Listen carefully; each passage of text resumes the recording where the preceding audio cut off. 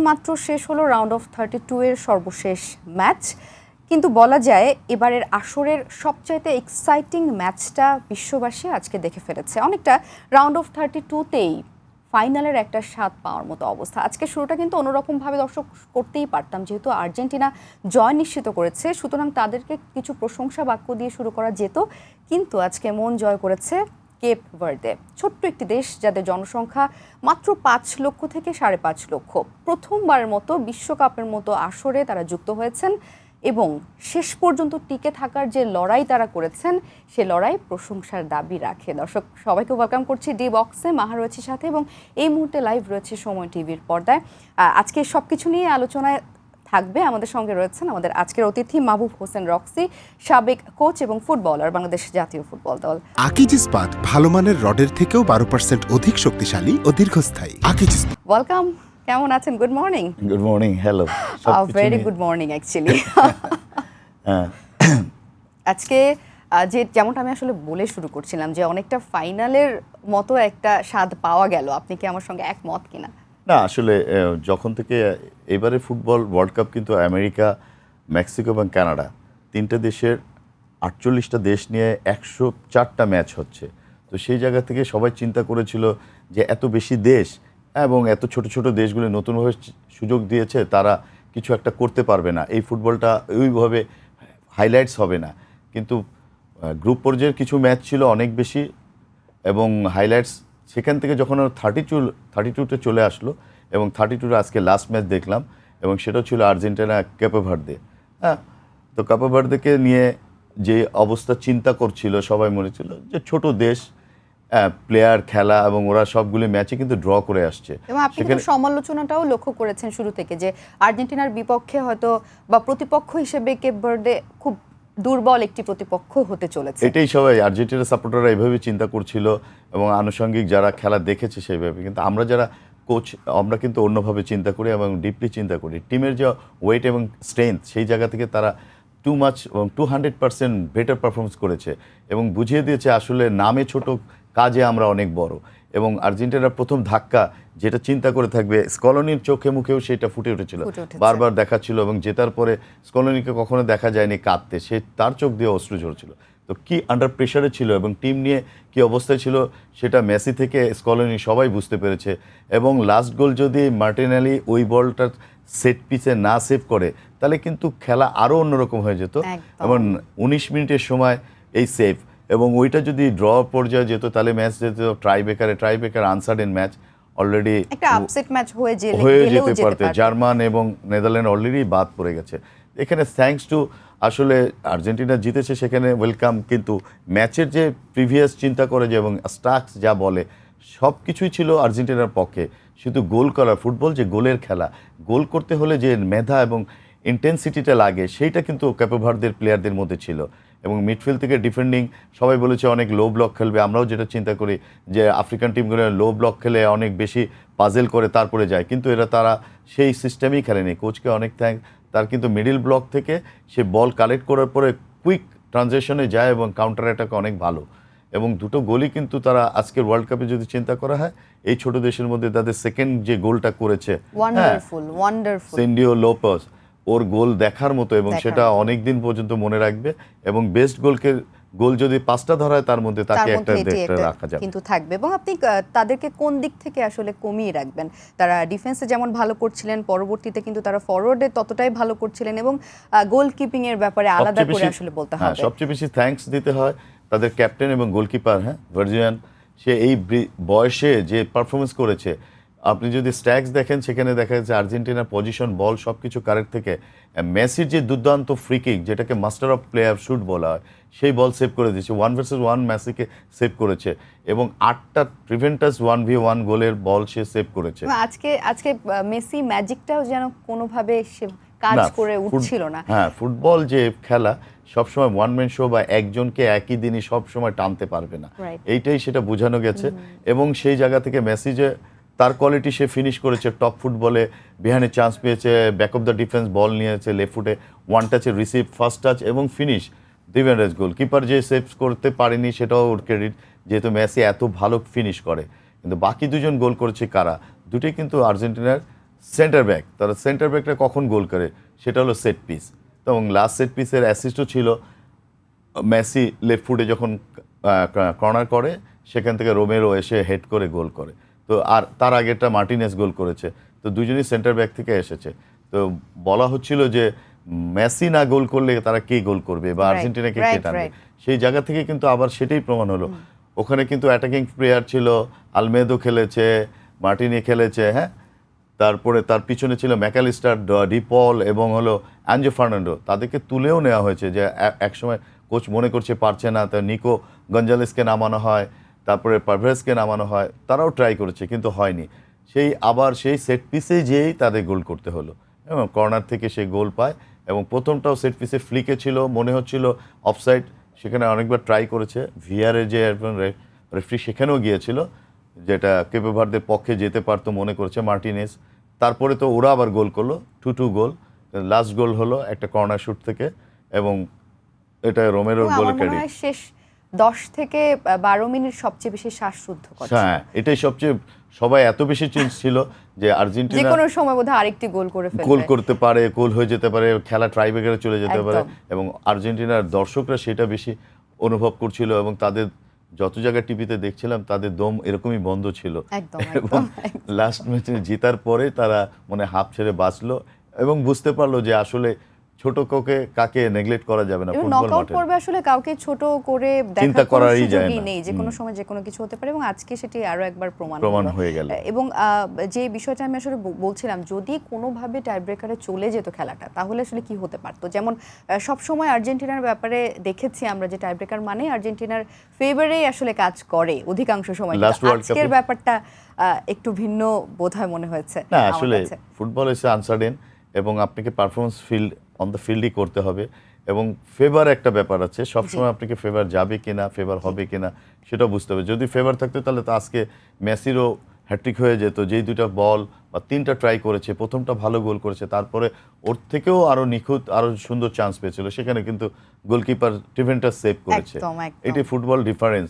এবং তখন যদি গোল করে ফেলতো বা আর্জেন্টিনা 2-0 3-0 চলে যেতেই পারতো, কিন্তু সেখান থেকে অল আউট এসছে। তাহলে আর্জেন্টিনার থেকেও কেপে ভার্দেকেই বেশি আমরা এখানে দেব এবং উইশ করব যে তারা আসলে সেই লড়াকু মনোভাব এবং লাস্ট পর্যন্ত তার কোচ তার প্লেয়ারদেরকে নিয়ে এবং প্লেয়াররা মাঠে যে পারফরমেন্স করেছে, এটা আসলে প্রশংসার দাবিদার। একটি মুহূর্ত তারা নষ্ট হতে দেননি, প্রত্যেকটা মুহূর্ত তারা অ্যাটাক করেছেন। তারা যখনই বল পেয়েছে কাউন্টার অ্যাটাক এবং ট্রানজিশন যে চান্সটা, সেটা তারা ওইভাবে অল আউট গিয়েছে এবং অনেক বেশি এটাকে পজিটিভলি নিয়েছে। তাদের ভিতরে হোল্ড করার ক্ষমতা, গোল করার ক্ষমতা এবং গোল পাওয়ার পরে টিম মনে হচ্ছে 200% আরও বেশি কনফিডেন্ট এবং আরও বেশি প্রেশারে রাখছিল।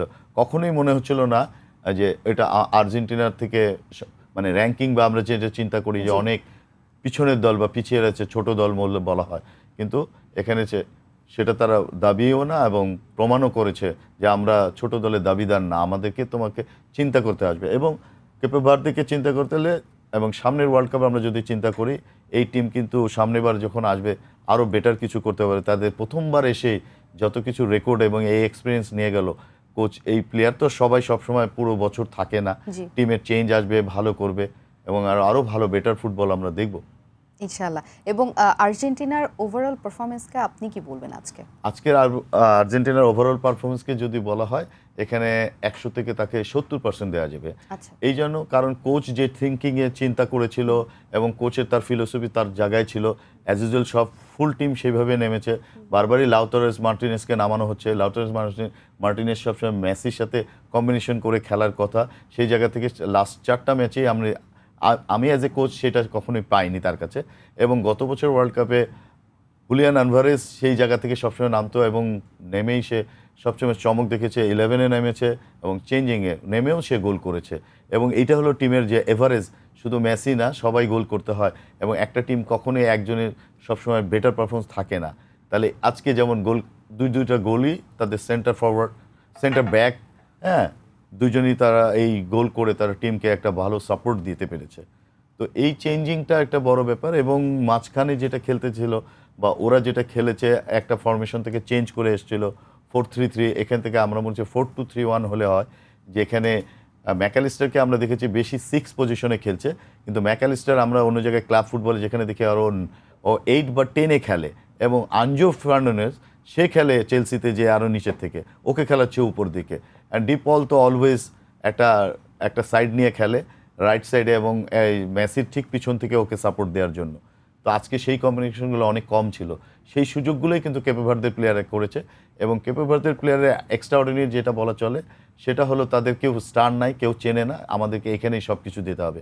এবং তাদের সবচেয়ে বড় শক্তি হলো গোলকিপার, এবং গোলকিপার যখন সেভ দিচ্ছে তখন ওই চিন্তাধারা থেকে আমি যখন খেলি সেই জায়গায় মনে হয় যে না, আমার পিছনে বড় একটা ঢাল আছে এবং আমাদের অনেক বেশি আত্মবিশ্বাস বাড়াবে। এখান থেকে ওরা অনেক উজ্জীবিত এবং ওদের এই ছোটোখাটো ফিজিক্যালি যে হাইট এবং স্ট্রেংথ থেকে তাদের সবচেয়ে বেশি ছিল যে স্পিডি রান এবং উইথ বলে যে ফাস্টনেস, এইটা অনেক বেশি অপোনেন্টের জন্য থ্রেটের কারণ হয়ে দাঁড়িয়েছে। এবং আর্জেন্টিনা সেটাই বুঝতে পেরেছে যে ওদেরকে সুযোগ দিলেই সেই জায়গা থেকে গোল করে ফেলে। এবং দুটো গোলই দেখেন, প্রথম গোলটা দুজনের পায়ের ফাঁক দিয়ে মার্টিনেজ, এবং আর্জেন্টিনার ডিফেন্সকে মনে হচ্ছিল যে এর আগেও বলা হয়েছে যে গোলই খায় না গোলকিপার মার্টিনেজ, অপ্রতিরোধ্য। এখন মার্টিনেজকে কি বলবে, এত দুটো ভালো গোল করেছে এবং ট্রাইব্রেকারে গেলে যে হেরেও যেতে পারতো, তখন কি অবস্থা, তখন আসলে কি অবস্থা। এবং আপনি খেয়াল করেছেন বোধহয় যে ফার্স্ট হাফ যেমন ছিল সেকেন্ড হাফ ঠিক তার উল্টোটা। ফার্স্ট হাফে আমরা দেখেছি যে আর্জেন্টিনা নিজেদের কন্ট্রোলে রেখেছিলেন পুরো ব্যাপারটা এবং তারা গোলও করেছেন, এবং সেকেন্ড হাফে গিয়ে টোটালি ব্যাপারটা অন্যরকম হয়ে গেল এবং একটা সমানে যুদ্ধের মতো ব্যাপার দেখেছি আমরা। আপনার কাছে কি মনে হয়েছে যে কোন ট্যাকটিকটা আসলে মিস করেছে আর্জেন্টিনা এখানে? সেটাই, ওই যে প্রথম থেকে যখন অল আউট গিয়েছে এবং তখন বল পজিশন এবং ডমিনেট করে খেলছে, তখন পর্যন্ত ভালো ছিল যে 45 মিনিট। এবং যেখানে আমার মনে হচ্ছে যে আর্জেন্টিনা টিম সময়ের পরিপ্রেক্ষিতে যারা খেলছিল এবং এই জন্যই কিন্তু কোচ তাদেরকে উঠিয়ে নিয়ে গেছে, যেমন চেঞ্জ করেছে, কারণ কি টায়ার্ড লেগেছে প্লেয়ারদের, সেই অনেক বেশি যে টেম্পোর সাথে খেলা এবং অপোনেন্ট যে ফাস্টনেস যে কুইকনেস যে অ্যাটাকগুলি করছে সেটাকে প্রতিরোধ করার জন্য। এবং দুটো ফুল ব্যাকই তাকে বদলাতে হয়েছে, মালিনোকে বদলেছে এবং মাদিনাকে বদল করতে হয়েছে। যেই সাপোর্টটা পাওয়ার কথা ফুল ব্যাক থেকে, সেই সাপোর্টটা পাচ্ছিল না, উল্টা তারা ডিফেন্ডিংও ভালো না এবং তাদেরই পায়ের ফাঁক দিয়ে গোল হয়েছে একদম। এবং এই আলোচনায় আপনার সঙ্গে আমি আরও আসলে যুক্ত হতে চাই। এই মুহূর্তে আমাদের সঙ্গে যুক্ত হয়েছেন আমাদের সহকর্মী রাজশাহী থেকে সাইফুর রহমান রকি। রাজশাহীর কি অবস্থা? Rocky, welcome to D box. আর্জেন্টিনার একটি দুর্দান্ত ম্যাচ আমরা সবাই আজকে উপভোগ করেছি এবং সেই ম্যাচ নিয়ে আলোচনা চলছিল। আপনার ওখানকার কি অবস্থা আমাদেরকে জানাবেন। আর্জেন্টিনা শেষ 16 নিশ্চিত করেছে, এরই মধ্যে কোয়ার্টার ফাইনাল নিশ্চিত করেছে আর্জেন্টিনা। সেই কারণে আসলে আর্জেন্টিনার ভক্ত সমর্থক যারা আছেন, এই ভক্ত সমর্থকরা ব্যাপক উল্লাস করেছেন এবং খেলা শেষে তারা রাজশাহীর কেন্দ্রীয় শহীদ মিনার থেকে তারা মিছিল করেছেন এবং মিছিলটি নগরীর গুরুত্বপূর্ণ সড়ক প্রদক্ষিণ শেষে আবার সেই শহীদ মিনার প্রাঙ্গণে গিয়ে শেষ হয়েছে। তারা যেটি বলছেন যে এই যাত্রাটি আসলে তাদের খুব সহজ ছিল না, কারণ কেপ ভার্দে এবং আর্জেন্টিনার মধ্যকার যে ম্যাচটি সেটি আসলে হাড্ডাহাড্ডি লড়াই হয়েছে। প্রথম পেরেকটি আসলে 29 মিনিটে ঠুকেছিলে আর্জেন্টিনার হয়ে লিওনেল মেসি। এরই মধ্যে তিনি বিশ্বকাপে কিন্তু 4 ম্যাচ খেলে এরই মধ্যে তিনি 7টি গোল করেছেন, আপনারা জানেন সেটি। এরই মধ্যে আমরা দেখলাম যে 59 মিনিটে সেটি কিন্তু এই গোল কেপ ভার্দের হয়ে গোলটি কিন্তু পরিশোধ করা হয়। পরবর্তীতে আবারও একটি গোল আর্জেন্টিনার পক্ষ থেকে আসে, সেটিও শোধ করা হয়। শেষ পেরেক ঠোকা হয় 111 মিনিটে, অর্থাৎ 90 মিনিটের খেলাতেও কিন্তু এখানে ফলাফল পাওয়া যায়নি। এখানে ড্র হওয়ার কারণে 2-2 গোলে ড্র থাকার কারণে সেটি কিন্তু আবার অতিরিক্ত সময়ে খেলা গড়ায়। সেটি কিন্তু 120 মিনিট পর্যন্ত খেলা হয়েছে এবং শেষ পর্যন্ত কিন্তু দুই দলের মধ্যকারী টান যে উত্তেজনা সেটি কিন্তু ছিল এবং সবচেয়ে বেশি ছিল আর্জেন্টিনার ভক্ত সমর্থকরা। জানেন, আর্জেন্টিনার ভক্ত সমর্থকরা ভোর 4টা থেকেই বড় পর্দায় খেলা দেখার জন্য রাজশাহী নগরীর প্রায় শতাধিক বড় পর্দা লাগানো হয়েছে বিভিন্ন জায়গায়, বিভিন্ন স্থানে। সেই বড় পর্দায় খেলা দেখার জন্য তারা জড়ো হয়েছেন এবং তারা কিন্তু প্রথম থেকে উচ্ছ্বাস উল্লাস প্রকাশ করেছেন এবং তারা মনে করেছিলেন যে এই ম্যাচটি হয়তো অনেকটা সহজ হবে এবং মেসির যে প্রথম গোলটি করেন তারপরে তো উল্লাসে ফেটে পড়েন আর্জেন্টিনার ভক্ত সমর্থকরা। তারপরে আর্জেন্টিনার যে খেলা সেটি কিন্তু আসলে খুব এলোমেলো খেলা খেলেছেন পরবর্তীতে, এমনটি আসলে অনেকেই বলেছেন। তারা কিন্তু কিছুটা অগোছালো খেলা খেলেছিলেন, যে কারণে প্রথমার্ধে আর কোনো গোল পাননি।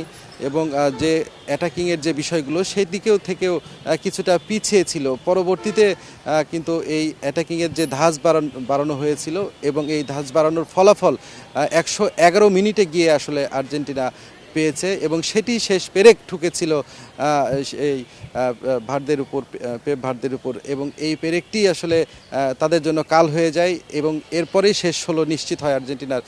এতে ব্যাপক উচ্ছ্বসিত উল্লাসিত আর্জেন্টাইন ভক্ত সমর্থকরা। তো এই ছিল আমার কাছে সর্বশেষ। ধন্যবাদ সাইফুর রহমান রকি। আমরা এই মুহূর্তে রাজশাহীর পরিস্থিতি কিন্তু জানতে পারছিলাম, যেহেতু সারা বাংলাদেশে আসলে আর্জেন্টিনার ম্যাচ বলে কথা, বাংলাদেশি যারা ফ্যান্সরা রয়েছে সারা বাংলাদেশ থেকে রাত জেগে তারা খেলা উপভোগ করছিলেন এবং আজকের খেলাটা যেহেতু খুব দুর্দান্ত হয়েছে, সুতরাং সে নিয়ে আসলে আলোচনা হচ্ছিল, আর্জেন্টিনা নিয়ে অনেক বেশি কথা হচ্ছে। খুব স্বাভাবিকভাবে এরকম একটি হাই ভোল্টেজ ম্যাচের পরে আসলে এই বিষয়টা নিয়ে এখনও ফ্যানদের মধ্যে উন্মাদনা কাজ করছে। আপনি খেয়াল করবেন যে আজকের ফ্যানদের মধ্যে উন্মাদনাটাও একটু অন্যরকম, অন্য দিনের মতো নয়। খেলার বাইরে যদি একটা কথা বলতে চাই, জি। আর্জেন্টিনার দর্শকরা অনেক স্বাভাবিকভাবে অনেক অ্যাপ্রিসিয়েট ছিল এবং অনেক বেশি খুশি ছিল যে ইজিতে খুব জিতে তাড়াতাড়ি ঘুমাতে যাবে। এমন খেলা খেলেছে কেপে ভার্দে, ঘুম তো দূরের কথা, 2 দিন ঘুমাতে পারবেন এরকম অবস্থা। এই জিতার পরেও কিন্তু এই ঘুম কিন্তু তাদের আসবে না।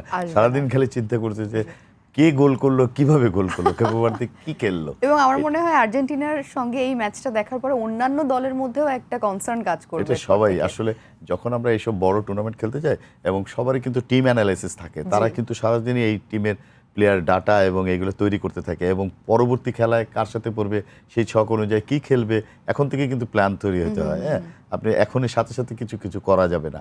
এই জন্য সবাই সবার খেলা দেখে এবং কে কোথায় আছে সেই জিনিসগুলো তৈরি করতে থাকে পুরো প্রথম থেকে। একদম। এবং আজকে থেকে কিন্তু শুরু হচ্ছে রাউন্ড অফ 16 এর যে খেলাগুলো, সেই প্রথম খেলা যদি আজকে রাতের কথা বলি তাহলে কানাডা ভার্সেস মরক্কো, এটাও কিন্তু একটা ফাইট, আমরা ভালো ম্যাচ দেখবো। এবং আর্জেন্টিনার সঙ্গে যদি বলি তাহলে ইজিপ্টের সাথে আমরা আজকে ইজিপ্ট অস্ট্রেলিয়ার সাথে 1-1 গোলে ড্র চলছিল, সেই খেলাটাও কিন্তু 30 মিনিট এক্সট্রা টাইম যে ট্রাই ব্রেকারে গেছে। আমরা ইজিপ্টকে একটু অন্যভাবে চিন্তা করছি। ইজিপ্ট, মিশর কিন্তু আসলে অনেক আগে থেকে আফ্রিকান পরাশক্তির মধ্যে একটা ভালো টিম এবং 4টা টিম বললে সেখানে ইজিপ্ট আসে এবং অলরেডি মরক্কো সেটা প্রমাণ করেছে। তারপরে ঘানা, তারপরে সেনেগাল এবং এদেরকে চিন্তা করি, আলজেরিয়া। তো সেই জায়গা থেকে ইজিপ্ট একটু যেহেতু অস্ট্রেলিয়াকে আমাদের এশিয়ার মধ্যে ফেলা হয়, কিন্তু অস্ট্রেলিয়া নিজেই একটা মহাদেশ এবং তাদেরও প্লেয়াররা ইউরোপে খেলে, যার জন্য একটা ফাইট ভালোই ছিল এবং প্রথম গোল করে এগিয়ে যায়। সেই গোল মনে করেছিল যে তারা 1 গোলে, যখন লাস্ট যেমন কলম্বিয়া জিতলো, 1 গোলে এই ম্যাচটাকে নিয়ে যেতে পারবে, কিন্তু আনসাডেনলি এবং অস্ট্রেলিয়া একটা ফ্রি কিক পায়, সেটা থেকেও একটা আসলে এটাকে বলে ওন গোল বলা হয়। বলের দিকে যে ক্রসটা যায়, তো ক্লিয়ার করতে গিয়ে ডিফেন্ডারটা না দেখে বল হেড করে ফেলে, তো তার হেডটা নিজের বাড়ি ঢুকে যায়। তো সেখান থেকে ম্যাচ তখন 1-1 গোলে ড্র, সেই ম্যাচটাকেই 30 মিনিটস পর্যন্ত যেতে থাকে। তো এখানে ঘানা অনেকগুলি সুযোগ পায়, সেখানে অস্ট্রেলিয়ার গোলকিপারকে এখানে ক্রেডিট দিতে হবে, সেও ভালো খেলেছে এবং ওয়ান অফ দ্য সবচেয়ে কম বয়সের গোলকিপার খেলছে, মাত্র 22 বছরে অস্ট্রেলিয়ান গোলকিপার, আমার যদি না ভুল হয় থাকে। তো সেই গোলকিপার ট্রাইব্রেকারে যায় এবং ট্রাইব্রেকারে যাওয়ার পরে সে কিন্তু আর সেভ করতে পারেনি। সেখানে এক্সপিরিয়েন্সকেই দেওয়া দেয় এবং ইজিপ্ট কিন্তু, মিশর কিন্তু অনেক আগে থেকেই অনেক বেটার ফুটবল এবং আফ্রিকার যে চান্সগুলি করে এবং ওরা যেটা আফ্রিকান নেশন কাপ এবং ওদের প্লেয়াররা ইউরোপে খেলে, সেই এক্সপিরিয়েন্স থেকেই ওখান থেকে বেরিয়ে এসছে। যেহেতু রাউন্ড অফ 16 এবং এখানকার ফাইটগুলো আরও একটু অন্যরকম হবে, ইজিপ্টের সঙ্গে আর্জেন্টিনার ম্যাচটা আপনার পর্যবেক্ষণ কি, কেমন হতে পারে আসলে? এখন তো মনে হচ্ছে যে প্রতিটা ম্যাচই অনেক কম্পিটিটিভলি হবে এবং কোনো খেলাই বলা যাবে না যে আমি এই যে যেমন সবচেয়ে ইজিয়েস্ট ম্যাচ মনে করেছি আমরা, যে এখন আজকের ম্যাচটাকেই না, এই ম্যাচটাকে ইজিয়েস্ট মনে করা হয় না, যে এটা তো আলোচনার মধ্যে ছিল, কিন্তু গ্রুপ পর্যায়ে খেলা গিয়েছে সুইডেন আর হলো আমার সবচেয়ে ফেভারিট টিম হলো ফ্রান্স। তো মনে করেছে সুইডেন ইউরোপিয়ান, আমরাও চিন্তা করেছি এটা কমপ্লিটলি হবে, কিন্তু সেখানে 4 গোলে হেরেছে। নরওয়ে তার আগের খেলায় গ্রুপ পর্যায়ে তার 4-1 গোলে হেরেছে, কিন্তু অনেক টপ টিম। হ্যাঁ, এখন তো 16-এ চলে গেছে। সেখান থেকে মিশর এবং আর্জেন্টিনার ম্যাচ যদি চিন্তা করা হয়, এটাও একটা ভালো আমরা ম্যাচ উপভোগ করব। একদম। এবং এই মুহূর্তে কিন্তু রংপুর থেকে আমাদের সহকর্মী যুক্ত হয়েছেন রেদওয়ান হিমেল। হিমেল, সেখানকার যারা ফ্যান রয়েছেন আর্জেন্টিনার, তাদের সম্পর্কে আমাদেরকে জানাবেন। হিমেল, আপনাকে ওয়েলকাম করছি ডি বক্সে, আশা করি শুনতে পাচ্ছেন আমাকে, এবং এই মুহূর্তে রংপুরে অবস্থান করছেন, সেখানকার ফ্যানদের অবস্থা আমাদেরকে জানাবেন। রাউন্ড অফ 32-তে আর্জেন্টিনা কেপ ভার্দেকে 3-2 গোলে পরাজিত করলেও কোনোভাবেই কিন্তু জয়টি একেবারেই সহজ ছিল না। এবারের বিশ্বকাপে যে নতুন দল কেপ ভার্দে, তারা কিন্তু প্রমাণ করলো কোনো ছোট দলকেই কিন্তু আসলে সহজভাবে নেয়ার কিন্তু কোনো সুযোগ নেই। আমরা গতকাল যদি আজকে যে ভোরে যে ম্যাচটি হয়েছে আর্জেন্টিনা এবং কেপ ভার্দে, আমরা দেখেছি রংপুরের টাউন হল চত্বরে বড় পর্দায় সেই খেলাটি দেখার জন্য কিন্তু শত শত মানুষ কিন্তু আসলে এখানে জড়ো হয়েছেন এবং তারা এই ম্যাচ উপভোগ করেছেন। এবং পুরো ম্যাচের কথা যদি বলি, প্রথমে কিন্তু মেসির পা দিয়ে আবারও আর্জেন্টিনার প্রথম যে গোল সেটি কিন্তু এসেছে। মেসির কিন্তু আবারও গোলের সংখ্যা সেটি কিন্তু বাড়িয়েছে লিওনেল মেসি, এবং সেক্ষেত্রে দর্শকদের যেটি প্রত্যাশা ছিল যে মেসি আবারও হ্যাটট্রিক করবে, সেটি না করলেও আর্জেন্টিনা কিন্তু 3 গোল দেয়। এবং সেই গোলের কথা যদি বলি, প্রথমেই কিন্তু আর্জেন্টিনা তাদের প্রথম যেই গোল সেটি কেপ ভার্দের জালে জড়ান, এবং তারপরে পরই যে অতিরিক্ত সময়, সে অতিরিক্ত সময় কিন্তু একেবারে খেলাটি একেবারে জমে ওঠে। আমি যদি বলে রাখি, প্রথমে 1, তারপরে আবার 1, এই 2-2 গোল কিন্তু একেবারে শেষ মুহূর্তে গিয়ে যে আর্জেন্টিনার ঘাম ঝরিয়ে একেবারে নাটকীয় জয়, সেটি কিন্তু উপভোগ করছিল রংপুরের যারা শত শত মানুষ রয়েছে। রংপুর টাউন হল চত্বরে বড় পর্দায় খেলা দেখানো হয়েছে, এবং রংপুরে যে বেগম রোকেয়া বিশ্ববিদ্যালয় রয়েছে সেখানেও কিন্তু শত শত মানুষ রয়েছেন, শত শত স্টুডেন্ট রয়েছেন, সেখানে কিন্তু বড় পর্দায় খেলা উপভোগ করছেন। এবং অ্যালবি সেলেস্তের দল কিন্তু এবার রাউন্ড অফ 32-তে একটু ঘাম ঝরিয়ে এই রাউন্ড অফ 16-এ পৌঁছালো। সেটি কিন্তু যারা দর্শক রয়েছেন এবং যারা প্রত্যাশীরা রয়েছেন এবং যারা সমর্থক রয়েছেন, তারা কিন্তু এমনটি বলছেন, এবং তারা বলছেন যে নতুন দলের কাছে আসলে রক্ষণভাগে কিছুটা এলোমেলো ছিল আর্জেন্টিনার, সেই দিকগুলো কিন্তু ভালো করতে হবে। এবং সবকিছু মিলে যদি বলি, আর্জেন্টিনার সমর্থকদের প্রত্যাশা রাউন্ড অফ 16ও আর্জেন্টিনা ভালো করবে, এবং সামনের দিনে কিন্তু ফাইনাল পর্যন্ত গিয়ে সেই সোনালী ট্রফি নিয়ে কিন্তু তারা বাড়ি ফিরবে। তো এই ছিল আমার কাছে থাকা সর্বশেষ তথ্য। ধন্যবাদ হিমেল যুক্ত হবার জন্য। হিমেল, যে বিষয়টি নিয়ে আসলে কথা বলছিলেন, যে জায়ান্ট স্ক্রিনে সবাই মিলে একসঙ্গে খেলা দেখা এবং টান উত্তেজনার যে ব্যাপারটা, এবং এটা আমাদের সবার মধ্যে কাজ করেছে। আমার প্রতি মুহূর্তে মনে হচ্ছিল এই বোধহয় হেরে গেলাম, এই বোধহয় আবার ফিরে আসলাম। তো সেই বিষয়টি নিয়ে আসলে কথা হচ্ছিল, এবং আজকের পুরো ম্যাচটা সবার জন্যই, বিশেষ করে আর্জেন্টিনা ফ্যান যারা রয়েছে তাদের জন্য, সে সঙ্গে যারা খেলা দেখেছে অন্যান্য দলের ভক্তরা, তাদের জন্য একই অনুভূতি দিয়েছে। আপনিও তো খেলা দেখেছেন রাত জেগে, বোধহয় শেষ মুহূর্ত পর্যন্ত যে শ্বাসরুদ্ধকর একটা অবস্থা, সেটাই যে কোনো সময় যে কোনো কিছু হতে পারে। বারবারই চিন্তা করছিলাম যে হ্যাঁ, আর্জেন্টিনা এই ম্যাচটা এত দূর নিয়ে গেল এবং কি কারণ, সেটার আসলে পুরোটাই ক্রেডিট দিতে হয় কেপ ভার্দের সব প্লেয়ারদেরকে। এবং বললাম তো, তারা 100% না, তারা 200% এফোর্ট দিয়ে এই টিমের মধ্যে খেলে গেছে, এবং তাদের যে টিম স্পিরিট এবং এই লড়াকু মেজাজ এবং মানসিকতা, এবং লাস্ট পর্যন্ত তারা, আমরা শুধুমাত্র এশিয়া জাপানকে দেখতাম যে তারা 90 মিনিটের পরও সেই জায়গা ছেড়ে খেলার কথা বলে না, সেখানে আফ্রিকান এই টিমকে দেখলাম, এবং আর্জেন্টিনার সাথে তারা ওইভাবে খেলেছে যেখানে মান চিন্তা করলে 10 আর 8। একদমই। এবং আমরা যেহেতু শেষের দিকে চলে এসেছি, আপনার কাছে ছোট্ট করে আসলে প্রেডিকশন জানতে চাইবো। এক কথায়, কানাডা ভার্সেস মরক্কোর মধ্য থেকে আপনি কাকে এগিয়ে রাখছেন? আপনার প্রেডিকশনে কারা যেতে পারে পরবর্তী রাউন্ডে, এবং প্যারাগুয়ের সঙ্গে ফ্রান্সের যে খেলা, এক কথায়। প্যারাগুয়ের সাথে না, প্রথমটা হলো মরক্কো ভার্সেস কানাডাকে আমরা মরক্কোই বেটার অবস্থা, মরক্কো এগিয়ে থাকবে, এবং কমপ্লিটলি ম্যাচ হলো মরক্কো 1 গোলে জিতবে।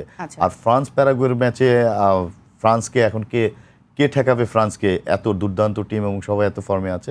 ফ্রান্সের কমপ্লিটলি ম্যাচতে হলেও এটা ফ্রান্স 2 গোলে আর 3 গোলেও জিতে বের হবে, এবং এমবাপ্পে গোল করবে আজকেও। একদম সেই প্রত্যাশা আমরাও আসলে রাখছি এমবাপ্পের কাছ থেকে। পিছে ঘাড়ের উপরে নিঃশ্বাস ফেলছে। অসংখ্য ধন্যবাদ আপনাকে আজকে সময় দেওয়ার জন্য। ধন্যবাদ সময়টা সবাই দর্শকদেরকে।